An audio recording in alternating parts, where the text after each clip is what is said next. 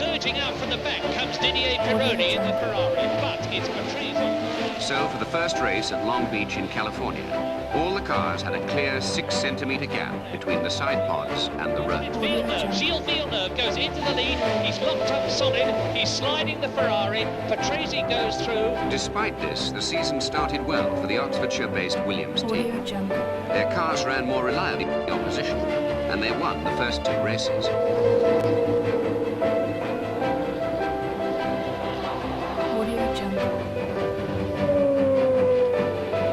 But as President Videla of Argentina sat down hoping to watch the local hero Carlos Reutemann win for Williams, it was rumoured that another British team had discovered a loophole in the rules. Although Williams' #1 driver Alan Jones took an early lead, it was the blue and white Brabham driven by Brazilian Nelson Piquet that closed in and then passed the Williams. This car was clearly in a class of its own. But just look at the way Piquet is going. He's got a very special suspension on that Brabham of his.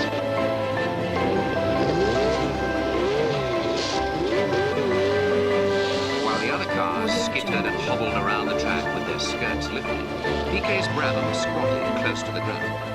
Within 2 months, ground effect was back. Brabham team got round the rules with an ingenious modification to the suspension system. This is the rear suspension of the Brabham, with the wheels removed.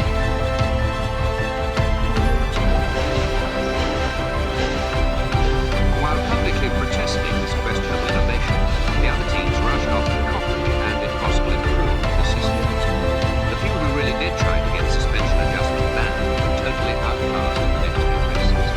So that by spec, almost everyone had a method of raising and lowering the car, and on many, it was no more than a little cheap.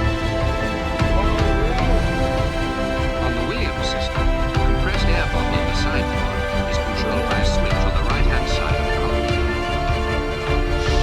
By turning it, the driver can manually raise the car by injecting air directly into the bottom of the suspension pedals, then replaced by an ex-disco laser beam, set pretty roughly at the legal height. After a fast qualifying lap, the overheating cars are waved in and measured before being allowed to go to their pit. Thumbs up usually means the car has cleared the laser. A Renault comes in on fire. The flames can be seen licking round the turbo on the top right of the picture. The scrutineers still insist on measuring it.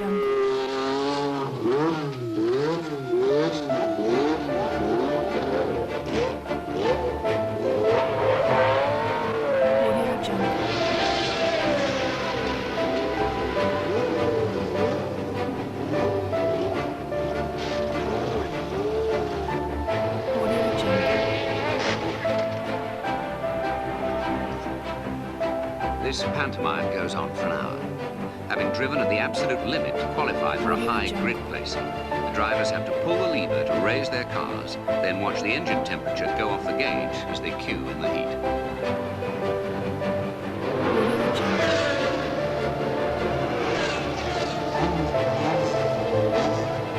Last year's world champion, Alan Jones, clears the laser. He's followed by the new British Tolman Turbo. Next comes Carlos Reutemann in the second Williams. He has done a fast lap, and his hot engine stalls. As he's pushed away, he's told that his car has failed to pass, and the lap time is disallowed.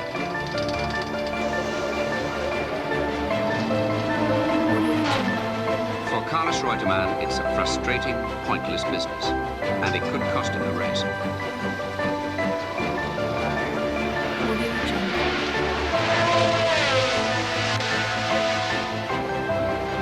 Turn the valve on the bottle open.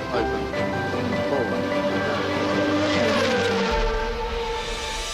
After 2 more laps, Reutemann decides to try even harder springs on the almost solid car. This is one of the specially made adjustable.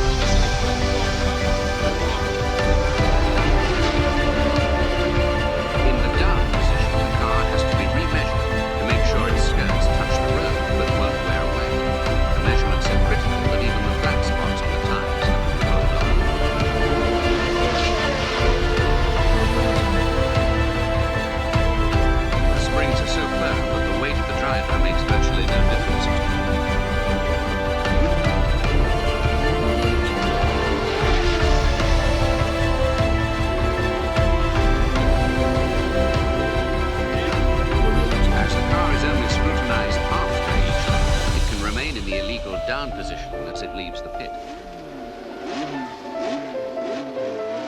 Audio Jungle.